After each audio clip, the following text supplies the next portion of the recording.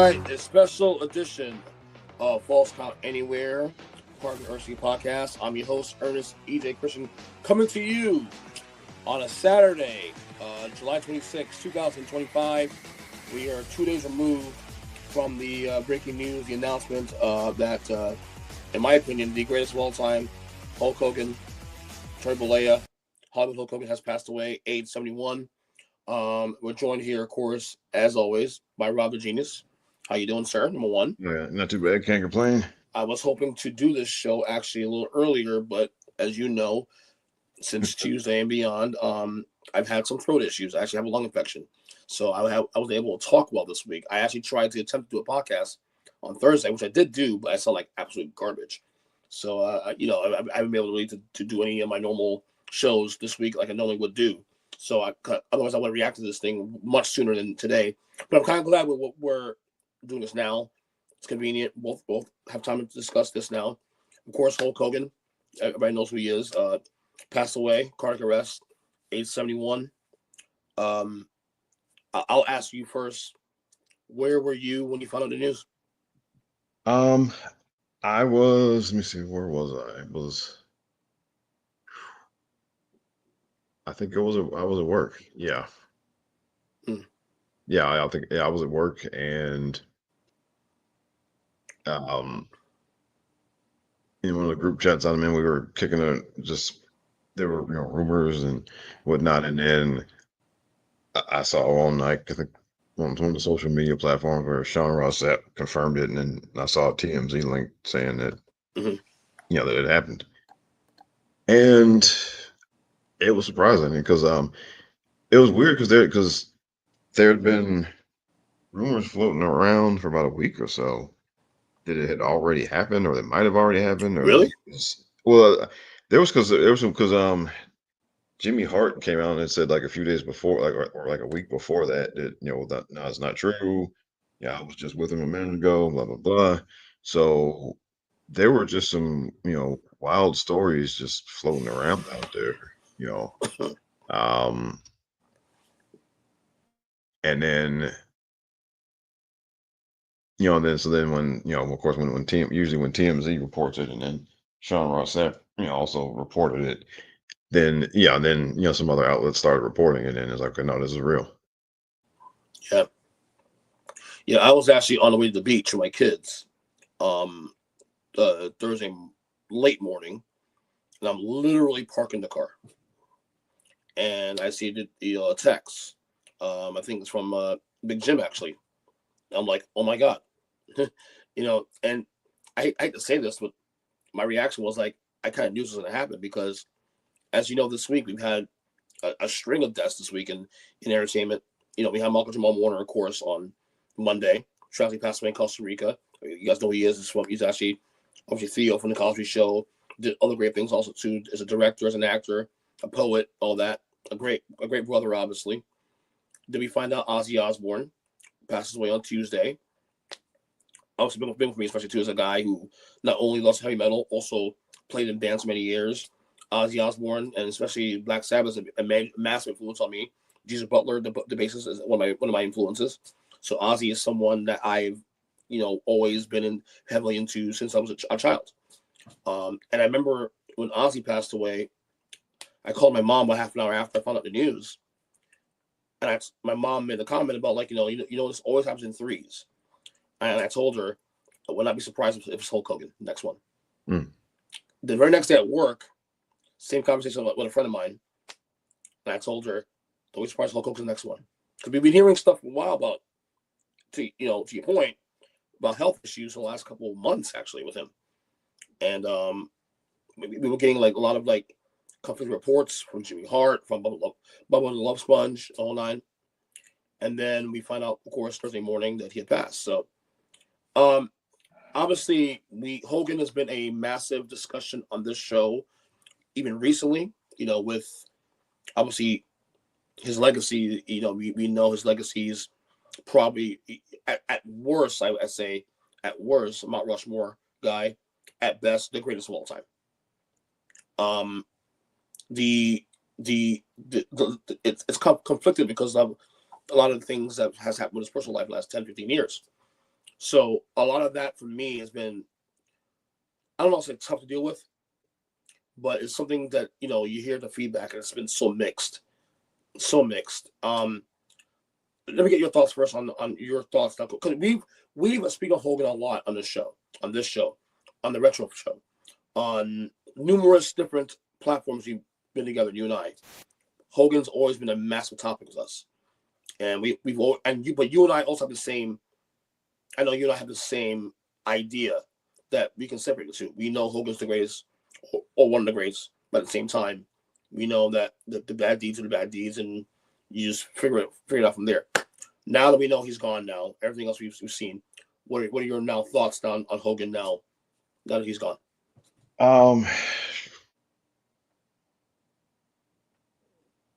I guess to me, it's if there's a sad part to it, it's that he spent those last 10 years of his life, he should have been getting, pats. He shouldn't be getting pats on the back. He should have been getting people shaking his hand and saying thank you everywhere he went. He should Mm-hmm. have been getting, cheered everywhere he went. But he squandered it. He blew it. Yeah. Um, and so, I mean, it's very almost, I think of it more like kind of like almost like Pete Rose, right? In a sense. In a sense. Yeah, I mean, he could have spent his last 10 years, you know, being a universally, well, maybe not universally, but a mostly, beloved figure. And instead, he turned himself into Pete Rose, and I won't no, where,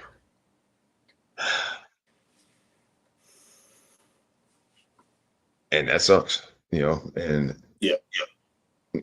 and now and look for us because of our age group, it's it's a bigger, heavier thing for us because we were there at the dawn of Hulkamania. And Yeah. we were kid. We were kids, We lived it. We breathed it. Like when people kiss about like I saw WrestleMania 3. Well, we watched it live. Like we and watched also those events live. we You were kids, right? Right. So we were the target audience for. Yeah. We were the ones who became wrestling fans because of Hulk Hogan and Hulkamania. So it was part of our formative years as fans, and just our formative years growing up. And this was a guy who, you know, played the biggest hero of heroes on television, and like even and even when I got to the point where I was rooting for some of his opponents after a few years, like, it wasn't out of some personal disdain for him or anything. Yeah. I'd kind of moved on as a fan. Um, but I still did see him for what he represented and all of that. And so it does have it does, like, things he said stung, really hard.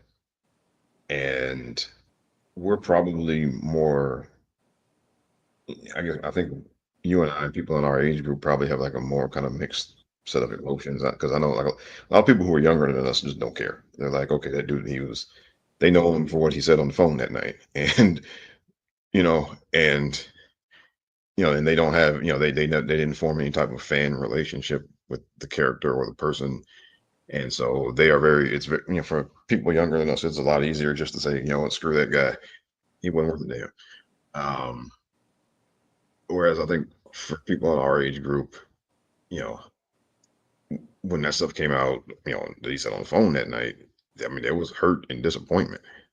Yeah. Um, and and then you spend and from that point forward, you do look, when somebody you're a fan of gets themselves into some type of trouble or whatever, you do spend a bunch of time after that trying to square, okay, well, how do I deal with this person now, right? Um, do you compartmentalize things? Do you Yeah. off entirely? What do you do? Right? You spend some time, And now for a little while they made it easy for him because they banned him, right? When he was Yeah, banned for 2 years, and that made it easy, right? And honestly, um, I felt like that was the right thing to do. I felt like by him saying those things, he essentially that was grounds to be excommunicated from our community, and right? not that it's not like it wasn't things that he was being accused of. You can hear the voice, Well, that's the you thing. It's see like it. yes, I mean, There's right? not like we don't know if it's true or not. There's no like Yeah, and it's maybe well, no this is true. This has been set on record, and that's it. yeah, and so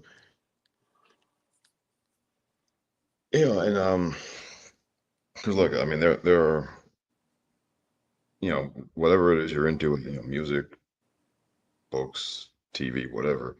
There are people who do crappy things, off camera or off of stage or whatever.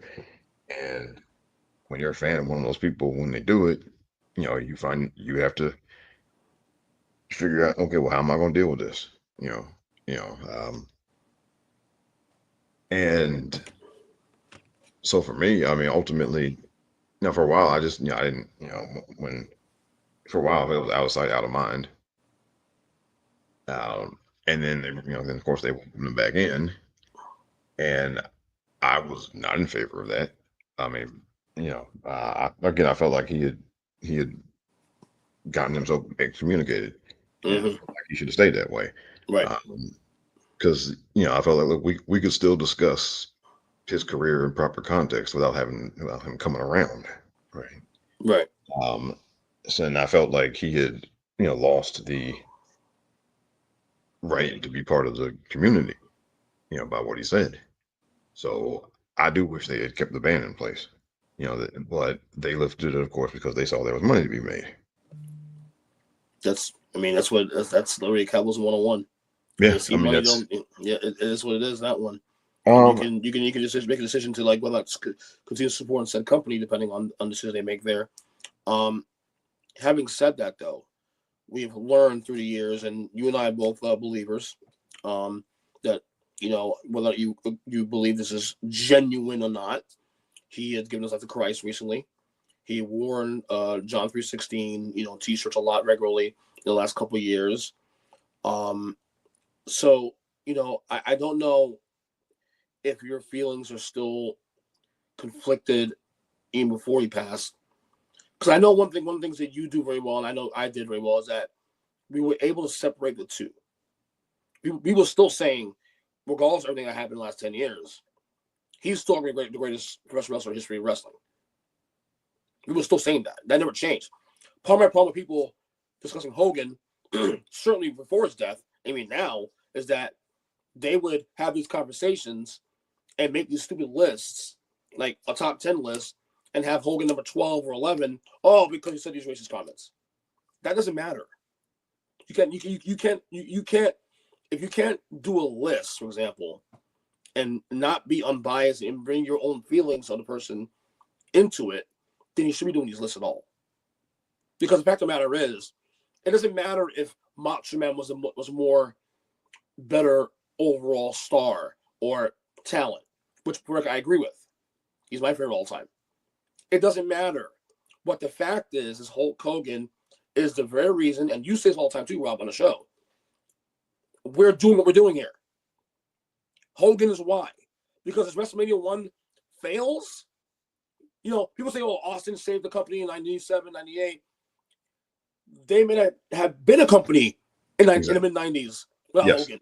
yes, There'd be nothing to save because they might not even existed in 1995 or 96 because of Hulk Hogan. So, again, when we have these discussions with Hulk Hogan, it's got to be nuanced. Look, I'm okay with people having their feelings on this. My wife can't stand the guy. My wife today, earlier, we had this conversation. She has no feelings about this guy, passing away. She views him as a bad person, makes some bad comments, and is a bad guy in general.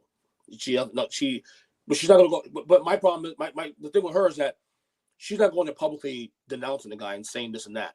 Certainly not within 48 hours of him passing. I don't have a problem with people having their feelings towards this guy, but I don't know how you feel about this, Rob. There's a lot of writers I respect that are writing think pieces now about Hogan, and certainly leaning towards the bad stuff that what he's done. And I'm not saying it's not right to do that. I have a problem with the timing of it all. Is that legit? Am I crazy to think that?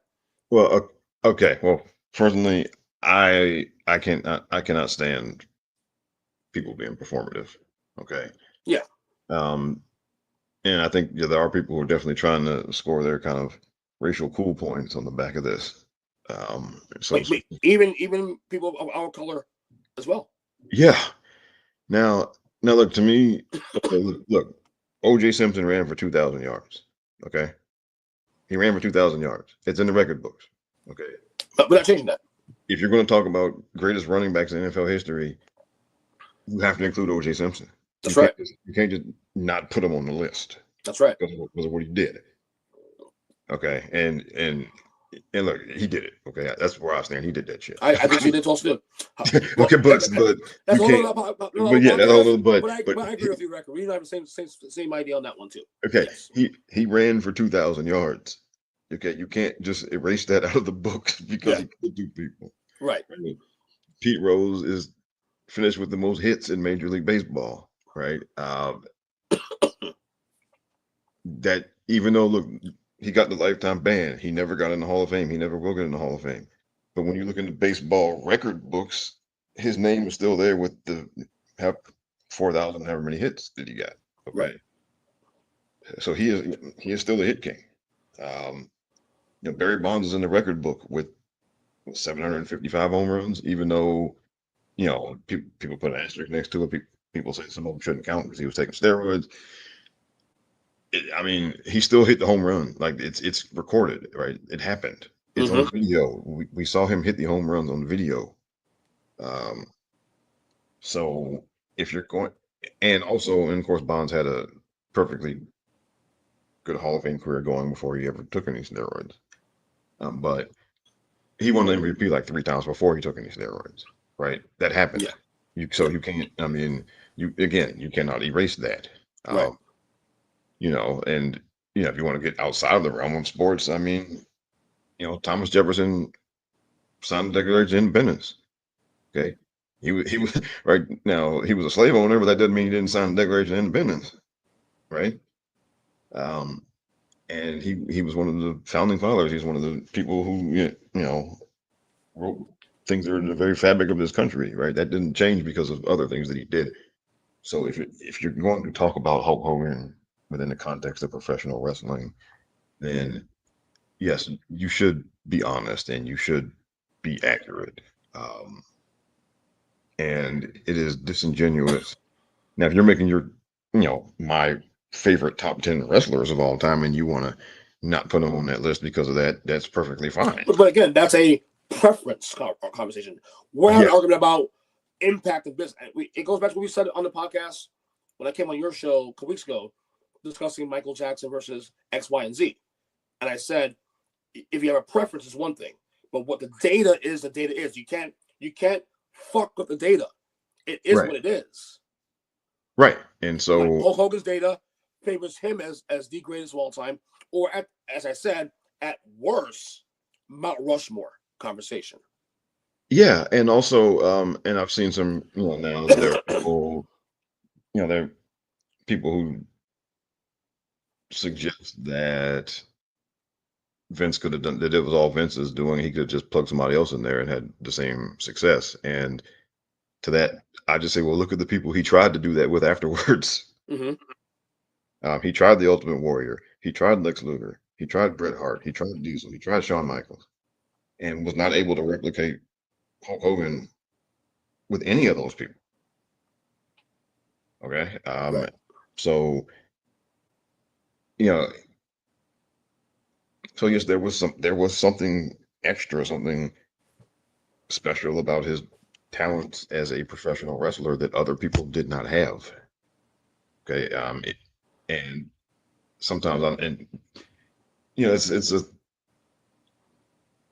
some people sometimes try to diminish what somebody you know, they diminish what somebody's abilities were. They diminish somebody's accomplishments because they did some terrible things outside of their profession, and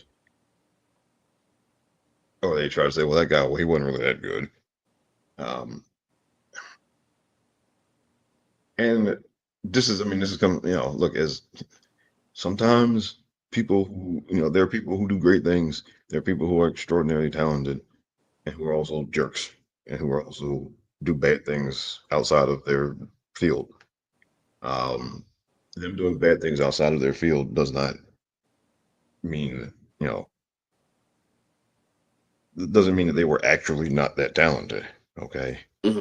It doesn't. I mean, and we can go to music, we can go to writing, we can go to whatever. Now, look, I never read the Harry Potter stuff, but there are people now. There have been people who've been since all this stuff with J.K. Rowling, basically, um, she's like the Hulk Hogan of transphobia, basically, right? And she is, Right. and just unprompted, she just volunteered it, right? Nobody even asked her. She just volunteered that that's how she sees transgender people, and I've seen some people say, well, the books weren't really that good after all. And it's like, well, again, I didn't read any of them, but I mean, come on, right? Yeah. Those, Exactly.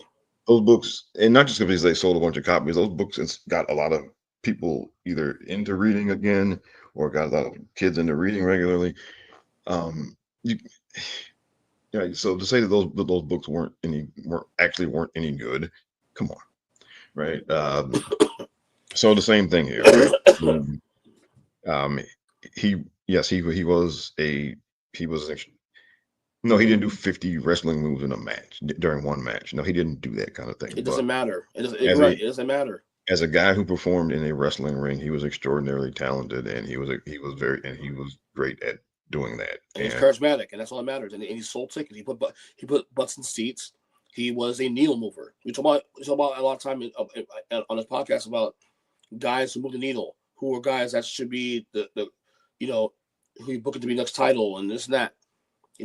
Hulk Hogan was the biggest needle mover, and here's a proof of that. Not only was he the biggest babyface in history of wrestling, you can argue he was also the biggest heel.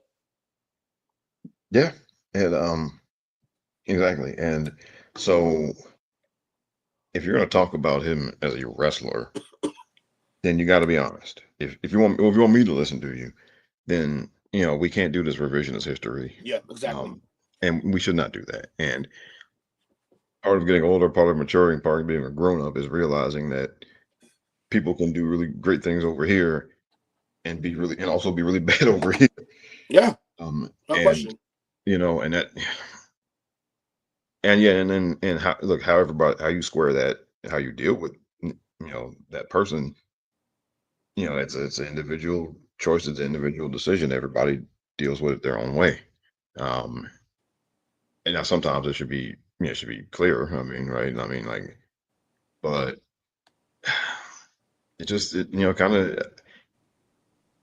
And look, and of course, look there, and of course, if we get to like the backstage stuff, even right. I mean, Yeah, um, there are people who he was very good to backstage. All right, there are people he was not. Um, Jesse Ventura, called him, accused him of being a union buster. And to that, I say, well, um, you know, I guess my thing with that is not to absolve him of ratting out the boys to Vince, but it's been 40 years since that allegedly happened. And in 40 years, there've been several different casts of characters over the 40 years since that allegedly happened. And none of those guys have even tried. And there probably never will be a wrestlers union because it is not a profession that lends itself towards people sacrificing their own fortunes for the good of the group. I am curious if he's well, I just checked his Twitter and I didn't see any comments. In fact, he hasn't really tweeted since April, since WrestleMania weekend. So um, I do wonder if Jesse Ventura has any comments or thoughts on the developments the last couple of days. But yeah, like I said, people have a lot of religious history, and I get that. And I'm not saying that folks can have their feelings on this. I think my biggest concern with a lot of these people, especially in the media, and I don't want to get down on some of my friends, some of my personal friends of mine that are doing this, and I have to call people spade. Some of them work at ESPN and people I respect, but I just find the timing a little disrespectful. This is still someone's father, husband, grandfather, you know, spouse, whatever it may be. He's still a human being, regardless of what we may feel. I think the timing of this is a little bit like, you know what? Come on, okay, we get you want to get some clicks on your recent blog or your recent article. That's because this news is fresh and there's something to talk about. But I just think having this conversation, it's a little bit um suspect in my opinion. And I felt the same about Kobe Bryant 5 years ago when people were doing the same damn thing, also bringing up things about happening in Colorado. Which by the way he was never convicted of, for the record. Like you may have feelings about that, but my mom once taught me time and place, time and place, and I feel like that's also part of the devaluing of society now, that we don't value life anymore or respect people's passing. And I feel like that's what the kind of era we're in now. Like I said, I'm not telling you to change your mind. I'm telling you to respect the process. That's all I'm saying. But like I said, Hogan is 1-on-1. Like for a number of years, I've wrestled between him and Austin with number one, number two.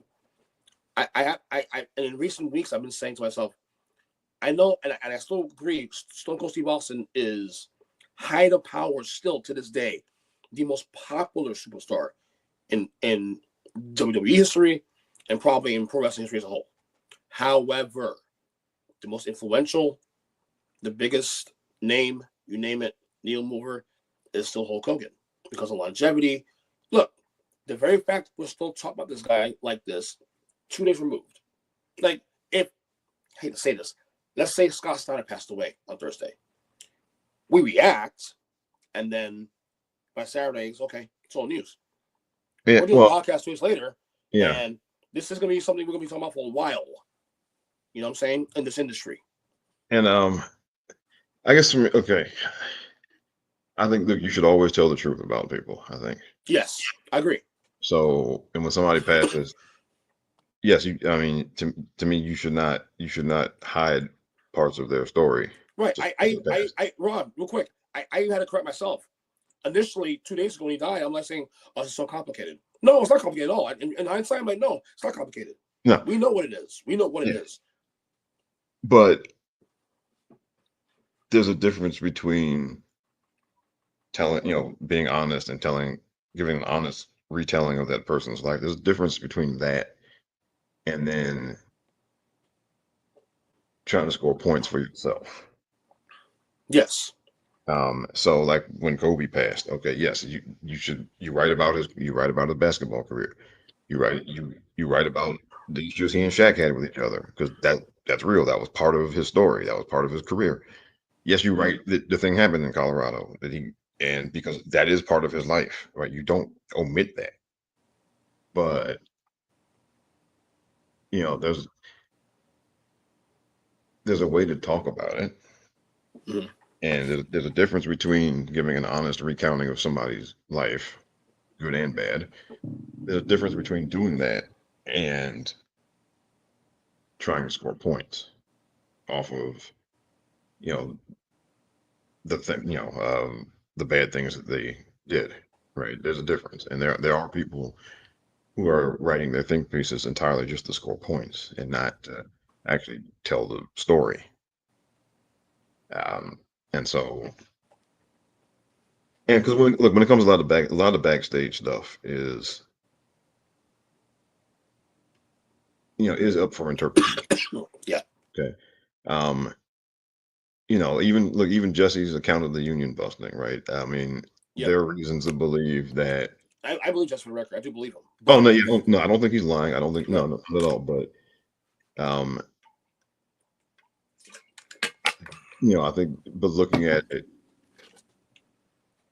I think there's reason to believe that those guys weren't going to go along with him anyway when it came time to actually do it. Hmm. Okay. Um, whether Hogan, I mean Hogan ratting them out to the boss probably made it happen faster. But given the history of wrestlers and wrestling, you know, there's you know there's real reason to be skeptical that those guys would have actually gone through with that had they not been ratted out. Um, and as far as him getting finishes changed and that kind of thing, he was not the only guy to do that. Hmm. There were there were people. I mean, there were people like Bruiser Brody was notorious for just that night he did. If he wasn't in the mood, then he was going to do whatever the hell he wanted, and you just had to go along with it. Now he pulled that stuff on people in the ring, right? Yeah. There are other guys who, the Road Warriors are my favorite tag team of all time, and I mean, at least once they got in the ring and said we're not doing the finish because they weren't going over that night. Weren't supposed to go over that night, and there's at least one occasion where like Stan Lane, one of the guys they were facing that night, told the story where they got in the ring and said we're not doing the finish. Um, so a lot of that stuff to me are things they're part and parcel of the business they're in. Okay, Yeah. people who have the wherewithal to get finishes booked the way that they want them to get booked do that all the time. Hmm. People who have the cachet to get themselves put in certain spots on the card do it all the time. Um, People who have enough stroke to pick who they want to work with do that all the time. Like that's not a Hulk Hogan thing; that's a wrestling thing. Hmm. Um, and then like his contract with WCW had been leaked a while back, and some people were like posting snippets of it the past couple of days. I mean, there were some things in there. There was like, and on the one hand, you're like, wow, man, you know, um, because he had a limited number of dates. Yeah. Um, in some shows, if he showed up for TV, he got a piece of the action of the gate. Yeah. And that was in his contract. Yeah. So, that if you're gonna hold up stuff like that as some signs of him mortal sins that he committed. I mean, that was a contract he signed that somebody on the other end agreed to. Okay. Um, Again, the using his hand to get certain bookings changed. Again, that is a thing that people in his position have done in the wrestling business for a long time. And plenty of people who, when they were world champion, you know, refuse to drop the title to a certain person or refuse to drop the Right. title a certain night. Um, so the whole. So when I see people, add that to his list of unforgivable transgressions, it's kind of like, really? Yeah. Yeah. Um, um, to me, look, if you want to focus on, you know, transgressions that warranted him getting kicked out of the community, there's one big one, and, and we've already mentioned what that is. Yeah. Yeah. Um, to me, you know, a lot of those other things are things that plenty of other people have done in business, and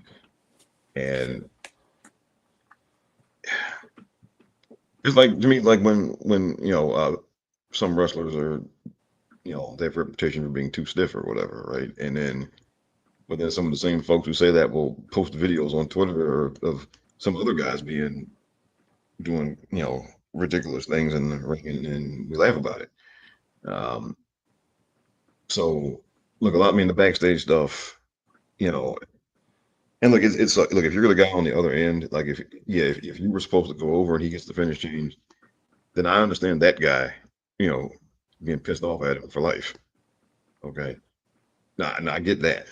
Um, or if you were supposed to be in this match and he got you kicked out, taken out of it so he could be in there.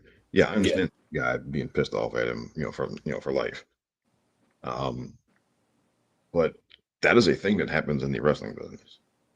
Yeah. Um, and people who are in the highest positions veto finishes, they veto opponents, they veto spots on the card. They do that all the time. That is not a Hulk Hogan problem. Mm. Um, so to me, again, if you want to, if there's one, again, one big glaring thing that to focus on if you really want to focus on what he did wrong. Yeah. Uh, and if you're going to bring other things into it, and I think again, yeah, I think you need to be honest and you need to not be disingenuous. Right. And I think there are people doing that right now. There are people who are not Yes. being honest. There are Without people who question. Without are question. there are people who are being disingenuous right now. Without question, Um, brother. and look, when it comes to people getting finishes changed or people getting booked the way they want to get booked, it's great when it's one of your favorites, and it sucks when if it's somebody you don't like. Okay, Yeah. I Let, mean, let me let me ask you this then. A little bit yeah. lighthearted, a lighthearted side. Uh, your personal favorite Hogan feud all time? Um, Not match, just feud. I guess well, for me, it was probably King Kong Bundy because that's when I was in my earliest stage. Really? Well, because here's why. It was when it was in my earliest stages as a fan. It was when I was the most kind of able to be roped in by kayfabe or what have you. Yeah. Yeah. True. Before your dad spoiled it, right? Well, no, we spoiled it from day It's one, fake, but dog. yeah, I mean he spoiled it from day one, but um, I guess because for me that was the one again, um, I would say that one because that was for me that was really the first one that I was really paying Mm. full attention to. So I was behind you by maybe about a year then, because I got roped in through the Andre stuff. Because I got roped in '87, like late '87, early '88. Hmm. Toward the right after Mania 3, obviously. Mine is Savage, obviously, and it's not just because it's Savage, but also because the fact that it's an entire story around that. They hate each other, they love each other, they hate each other again. I mean, they love each other again, they hate each other in WCW as well too. To me, that my favorite story of all time in WWE history. Mega Powers, the whole thing. So from the matches to the whole story itself. So that one's pretty easy for me. Um, I've always said though, like Hogan's best non-title feuds were like against Bossman and against Earthquake were really good as well too. Um, I also had you do a top five list. And we'll go in order 5 to 1 together. Of your top five favorite Hogan moments, I guess. What was number five? For me, I guess, no, I guess I think for me, I thought of it more as significant moments. That's fine. That's fine. Okay, and so number five would be, him winning the title from the Iron Sheik. That's the thing that really Mm. that's what cemented. Well, because he'd been in the AWA, Vern didn't want to put the belt on him but Vern also tried to shake him down, I mean, which Right. caused him to leave, and him winning, and then so Vince brought him in, and Vince immediately put the belt on him Right. because I mean it was pretty because look, everybody knew what it was, right? Everybody knew what it. I mean, when bringing him back, and that's look for good and bad. That's how Vince, if Vince thought that you had it, then he didn't wait. Right. Um, so I guess for me, like, yeah, number five most significant would be that because it was cementing his place. It was a sign of. I mean, it was a sign of the times. It was a sign of also not just of Vince's thinking, but also indication of how Vern Gagne was kind of behind the times. That he had this very obvious choice right there, and that he also just that he opted not to go with it because of his own way of thinking. Right. So for me, yeah, I mean, that's number five for me. But number five was him becoming immortal at Mania 6. He lost the Warrior, and that was a painful day for me, obviously, because I told you back then I hated Warrior then, still hate him now, obviously. But in that moment was just as big for Hogan as was for Warrior, because even though Hogan lost, he became actually bigger because the whole immortal thing and it being a big deal. So that was my number five. Number four.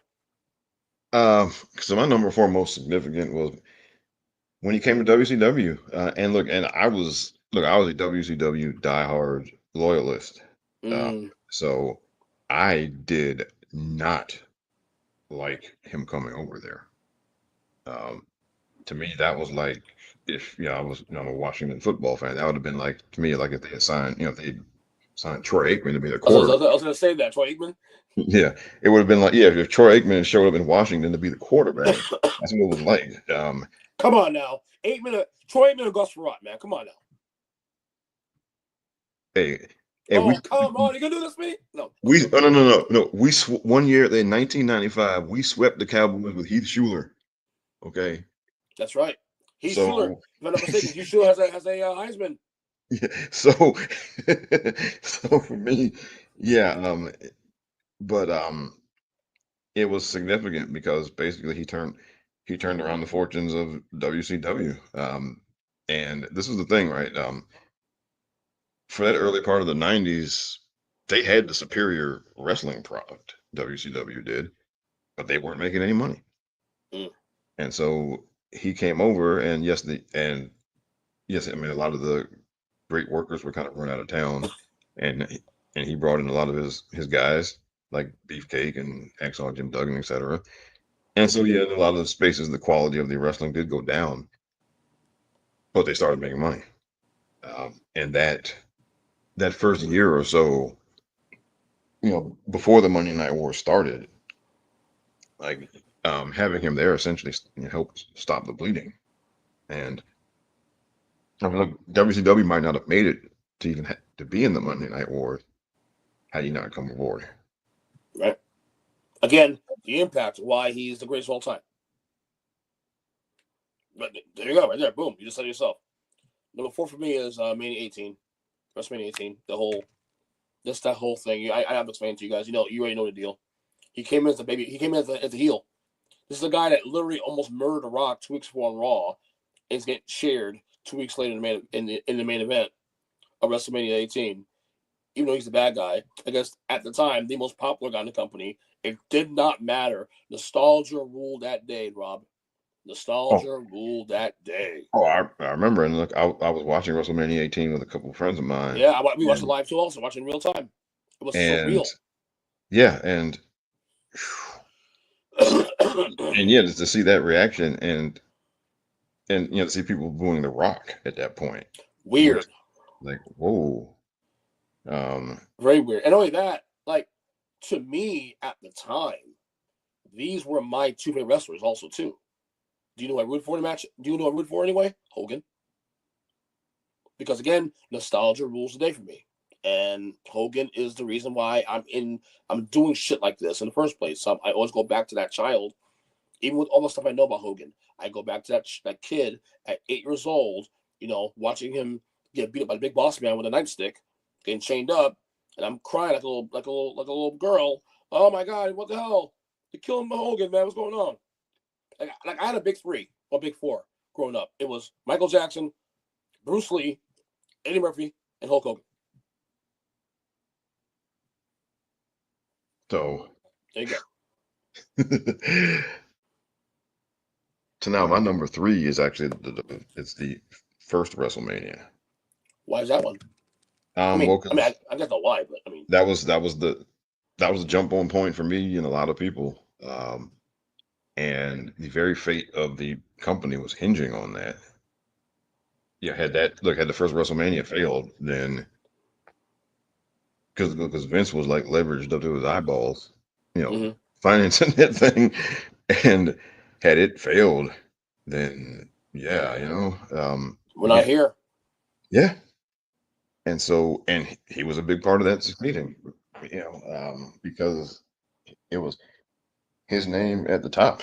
I mean, well, of course, Mr. T was the big celebrity, and all of that, but there were 3 other guys in that match, and of the 3, the one who had the most, the one who was responsible for, you know,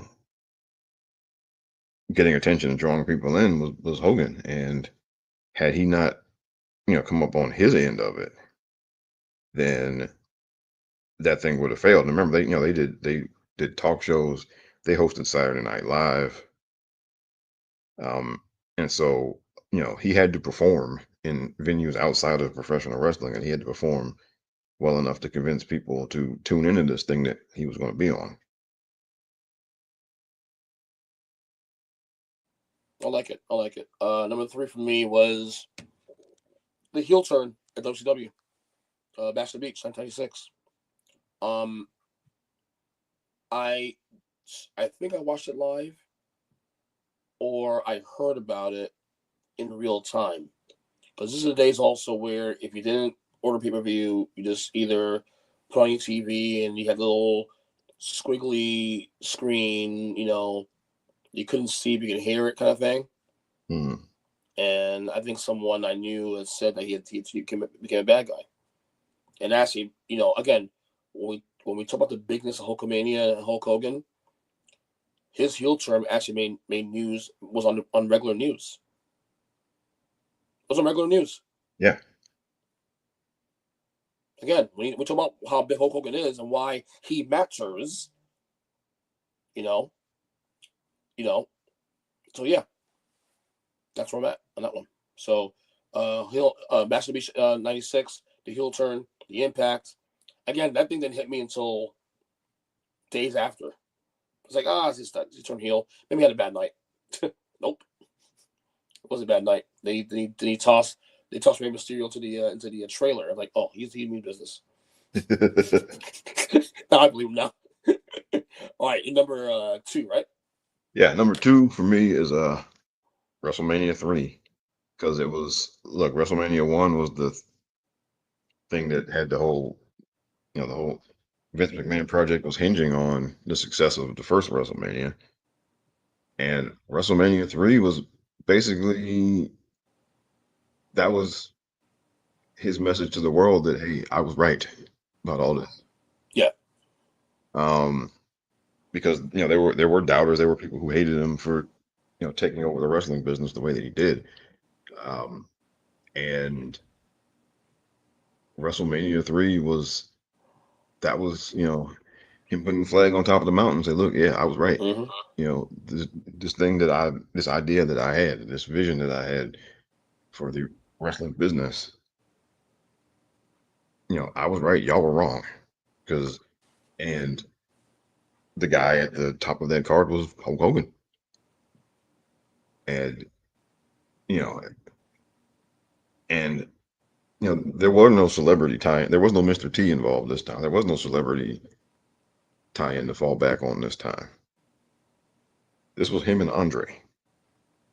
Okay. Mm-hmm. Um, and so he was the wrestler that's, he and Andre were the wrestlers who had to sell that match, who sold that, and and yeah, I know, like, the official number is not the real number, but there were 93,000 people in that building, whether they were all paying customers or not. Mm-hmm. Even if there are only actually 75,000 paying customers, that is still, you know, at that day and time in 1987, and this was not some, North Korea situation where people were, there were 100,000 people in the building, but, like, a whole lot of them were there against their will. Okay, this was not that, right? I mean, that many people paid to come see him and Andre, Right. and that was the crowning achievement of, like, maybe the first And chapter those, of the yeah, Vince McMahon era, yeah. and he was the guy at the top of that. If I record mine, it's also the same thing. Was it number 2? Yeah, yeah. Maybe 3. Slamming Andre, the whole crowning achievement of what Vince did. Maybe 3 was a reward of that in what they put together from '84 on. So yeah. I mean, we know the history of WrestleMania 3 and what it stands for to test times to this day. It wasn't a great match necessarily, but it was a great moment. I actually like enjoying the match though because it's actually a great psychology that Yeah. even though it wasn't a great technical match, every time I watch it, I still get sucked in. Every time I watched it yesterday, I still get sucked in at 45 years old. In the same way I got sucked in when I was 7 years old. It's crazy. It's crazy. But yeah, it's Because mainly 3. Go ahead. it was a great storytelling match. It was Even though no, they didn't do 50 different moves or whatever, but it was a great storytelling match. Right. I totally agree with you on that one. Um. All right. And number one for you. The heel turn, Mm-hmm. because look, to this day, it's probably still the best second act, or kind of pivot in character, wholesale. It, for a while, it it is the only time that a company in direct competition with Vince McMahon actually pulled ahead of him. Is the only time. And they pulled ahead of him in every way, and money and buzz and you know um, critical acclaim or what have you. The only time that happened, okay, um, no one else ever did. I mean, yes, there were people who had whose shows were better from a standpoint of ring work. There are people whose shows were considered better by people who review shows or even by fans. But no one ever beat Vince at the box office until then. That is the one and only time it ever happened, and he was at the head of that. Mm. And this now there's more. I've seen some more revisionist history that well they could have he didn't that it would have worked. It was going to happen without him. It would have worked without him. But no, no, okay. Because I'm sorry. I mean, those first few weeks where you saw Diesel and Razor Ramon, it was a big shock that because again, if you weren't on message boards or whatever, you didn't know they were coming. And Right. yes, and for a while, yes, that was a huge shock. There was a tremendous shock value in that for a while. But the the reveal of the third man Mm-hmm. is what is was the and it being someone else besides Hulk Hogan would not have hit the same. Okay, because Hulk Hogan again had been for over a decade had been the biggest hero in the business, and so for him to do it, it makes a much bigger difference. Okay, Right. and also it worked better with him as a bigger project because he was a guy that again the WCW diehards would kind of tolerated him, right? They didn't love Hulk Hogan. They tolerated him. It was people people understood what it was, but they didn't love. They didn't really WCW fans never really loved Hulk Hogan. Which is why it made sense when he turned heel. It had the impact it did. Yes, because as a character in kayfabe, you know him being it made sense because he felt unappreciated by these Yeah. people, Yeah. and so it made sense, right? Absolutely. He felt unappreciated by those fans. He felt unappreciated, so it made sense for him to side with the guys who were there to destroy WCW, right? At least there was a motivation, because I mean the only other suggestion I heard was that it'd be Sting instead, but that wouldn't have made sense.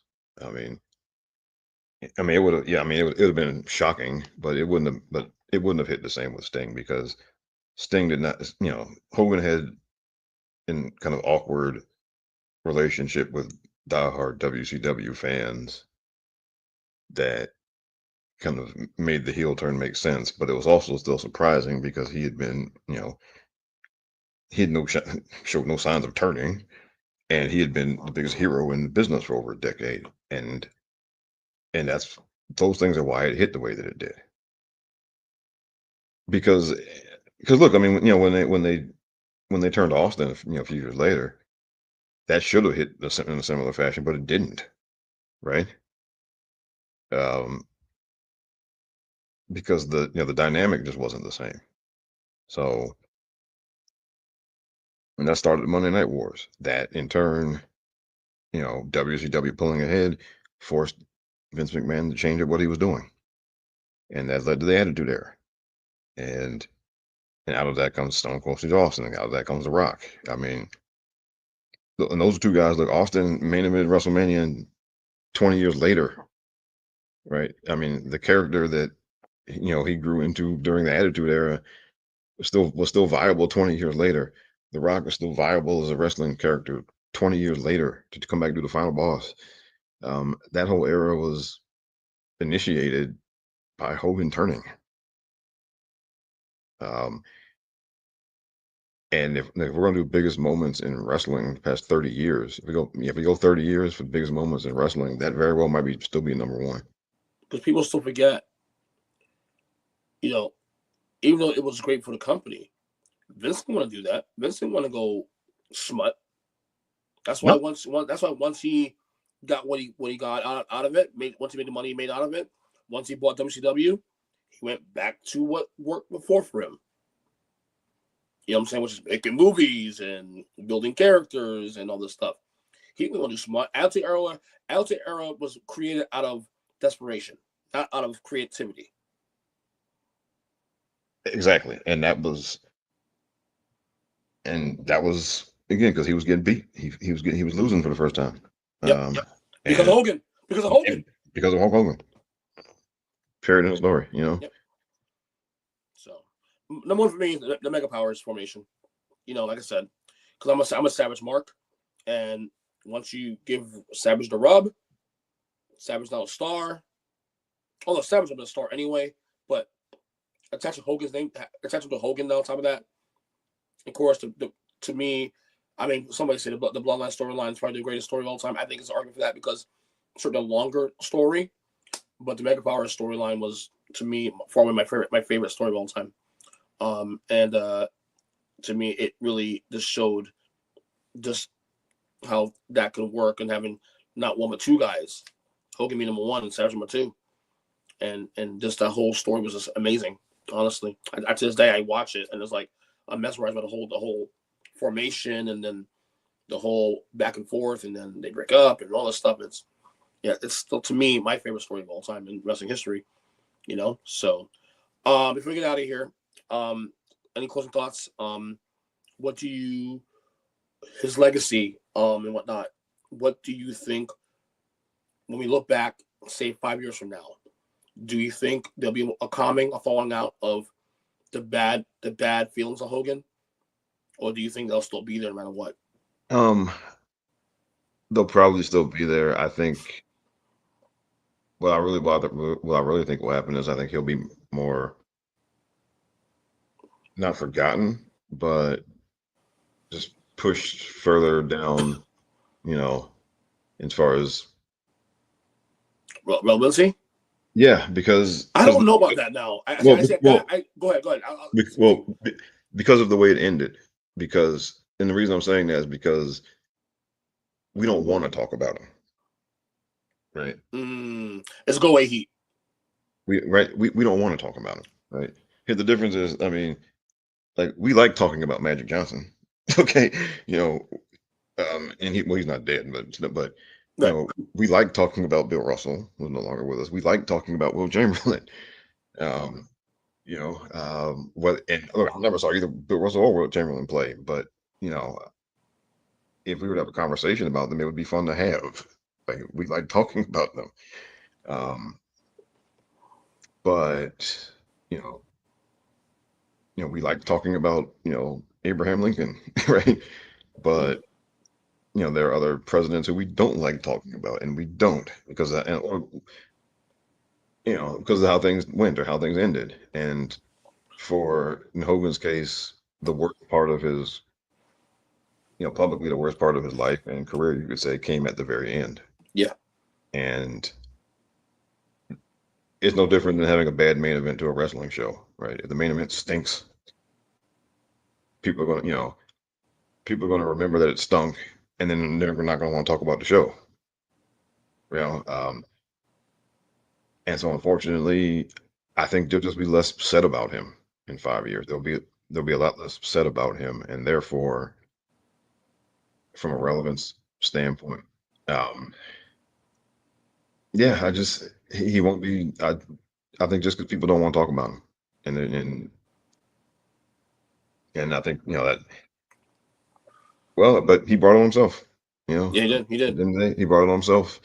Um, and, I just hope, Rob, that as two men like you and I are believers, I just hope that if he gave himself to Christ, if well, you say he did, I mean, obviously there's footage of that, but if that was true, I just pray that that was a truly genuine move, because at the end of the day, only God knows his heart, and it's no longer our problem anymore.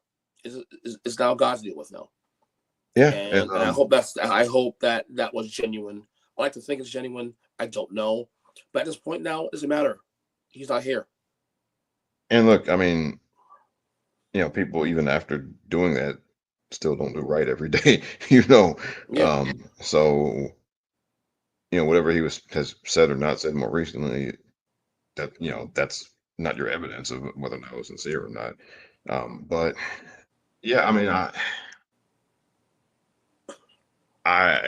yeah, I hope that,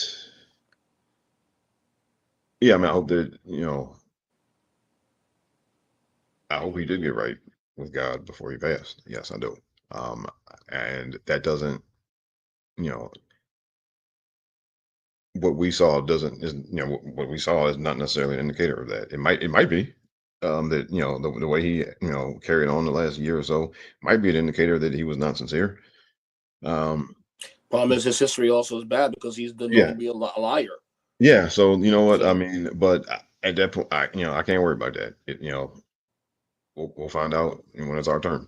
You know, but it just, I guess, to me, ultimately, it's just, again, he brought it on himself, and it's sad that he did that. It's sad that he squandered essentially the last 10 years of his life.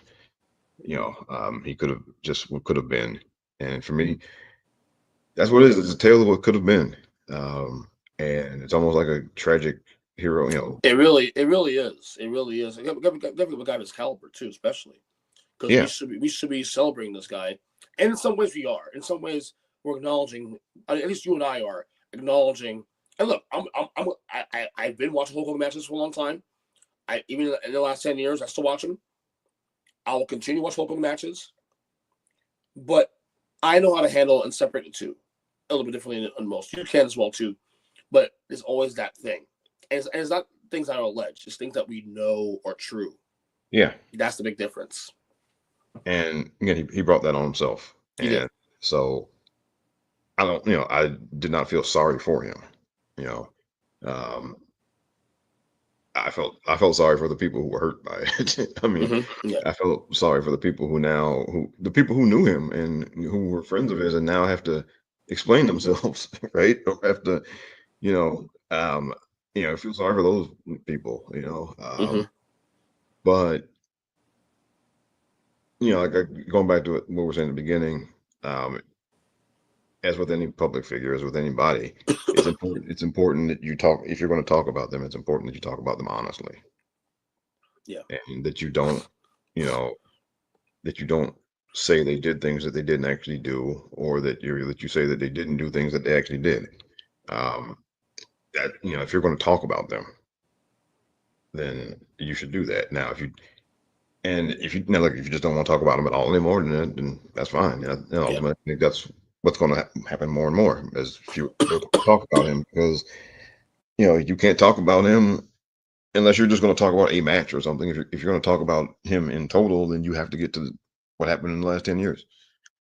Yeah. That's, I think, fewer people will be talking about him, and you know, um, and look, I'm sorry, and I'm not going to be here to raise up and defend reputation to his reputation. Okay, Right. I'm not going to be here to do that. You know, because he didn't deserve that from me. But you know, it is good while we had this opportunity to recount this stuff and to give what I thought was an honest recounting of it. I think that was important. Yeah.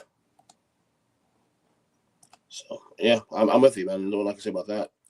Hey, Rob, it's been a great show. Obviously, reflecting on the life of what we believe is the greatest of all time in the history of wrestling. Again, we're not doing this out Hulk Hogan. Um, Glad we got it in. Going plug in a plug. I know you just did an episode recently. Talking about Hulk Hogan and I think also Superman, right? On your Yeah, podcast, right? yeah, and that's up now. I had Jason and our buddy Jason talk about the Superman movie, but before that, Mm-hmm. I go about a half hour talking about Hulk Hogan, but also Malcolm Jamal Warner, and Yes. and some mention of Bill Cosby in there also because it's a similar thing. Yeah.